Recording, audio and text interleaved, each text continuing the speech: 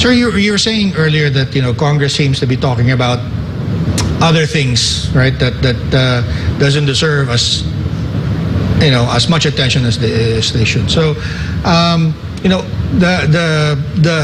I think expectation was with the big majority won by President Marcos, the super majority he holds both in Congress, both houses of Congress, should move things along rather quickly. But you're quite concerned about that setup. As you said, you're not happy exactly with what the lawmakers are giving attention to. What's missing? Well, you see, we have almost near 100% majority. Okay. For example, in Congress, you have this support. You have 31 million votes. Right. Wow, what an opportunity. Right. Politically speaking, but majority for what? Okay. I mean, where are we going as a society? Have we defined our future? What are we looking for? No? What kind of society do we have? What do we want for our people? Are we really addressing the fundamental questions of confronting our people today? There's no definition of that. No. You were saying, I think the last time we talked, you were commenting on Senator Kit Tatad's column, saying that there's a need for an opposition. Is that what you were arguing about, or is it something else? Well, you see, there are no alternatives in politically speaking in the Philippines. You really don't know what to choose because there are no choices. Okay. No.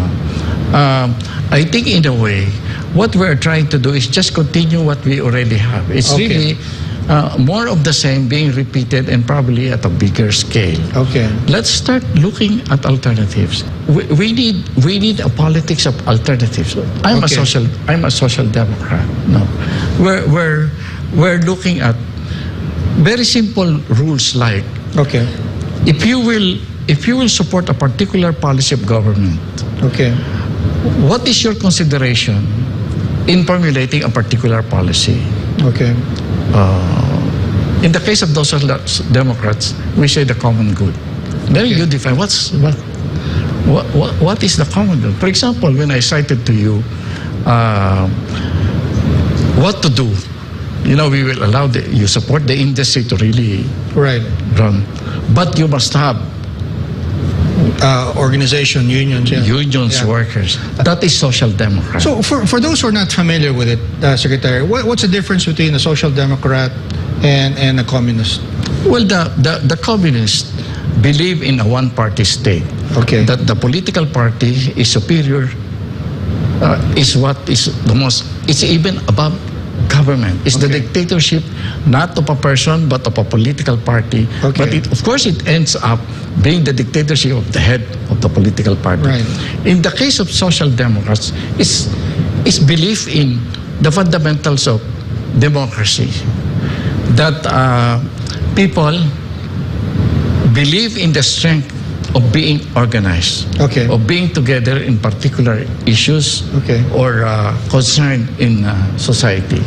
That is why when you look at the structure of many social democrats in the world, you have the party, you have the association of, for example, of agricultural workers, of workers, of women.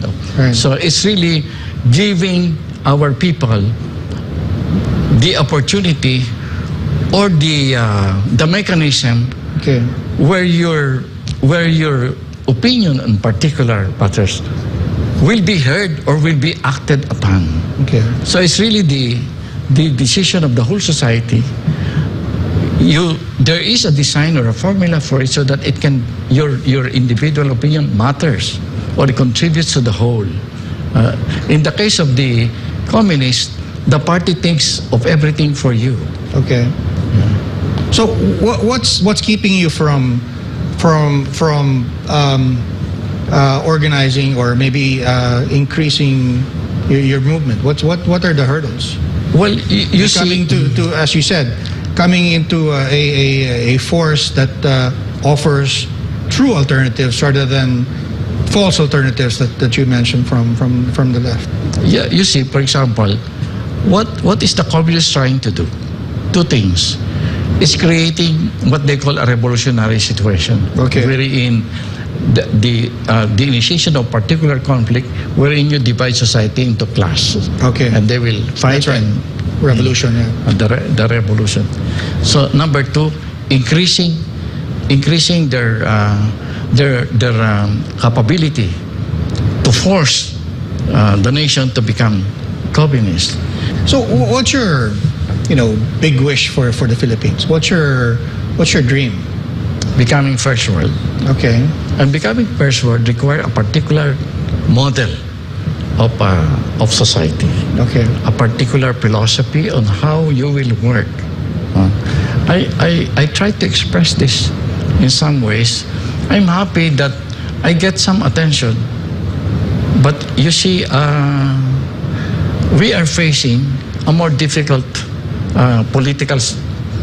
You want to be in government. Well, the Marcos government also says that they want to be, they want a prosperous Philippines. I think you want that as well. What you said, you want to be first world, but you're also talking about alternatives. I mean, where do you fit in relation to the incumbent government? I don't know. Okay. Because there is not much that we are hearing from the government today. No, so you really cannot classify our government whether left or right. Right. No, they're Marcos. Okay. That's clear. Okay. That many of our people trust that the Marcos family will do something good for the country. Okay. So it's about a person, a family, belief. We have not seen it yet. Maybe it will come, but it's not there yet. Okay. So these are things that, what will be our alternatives? Well, models of societies is what we're trying to introduce. Please let us choose models. Yeah. What model would come to mind when you think about your dream of a first world Philippines? You've been around the world. What's a good model for us to look at? The Nordic countries. Okay. Singapore. Okay. They have succeeded. Okay. And they're social democrats. Okay. And what needs to be done now, I think, to get us on that track? Well, in my case, continue organizing. Okay. Continue consolidating the social democratic forces in the Philippines, because it begins by being in government. Okay. If you don't get there, difficult. All right. Yes. Well, Secretary, it's always a pleasure talking to you. But before we go, maybe you'd like to give a short message before we end the program? Sorry, not much to... maybe a call to action. Invite people to join the Social Democrats. Well, I remember during our interview, I just said, do not fear. Okay. Our people should not fear. Okay. Dreaming of a future. Okay. They should not fear dreaming of a future. They should not fear of working for that future. We should not give this up. This right to think of the future, fight for a future, is something that we should not give up. This is something that we should assert ourselves to be part of. All right. Well, Secretary, thank you very much for your time. I'd like to thank our viewers watching this program, those watching a live episode and watching the replay. I'd like to thank Pastor Apollo Kibuloy for making this program possible. This is Business and Politics. I will see you next week.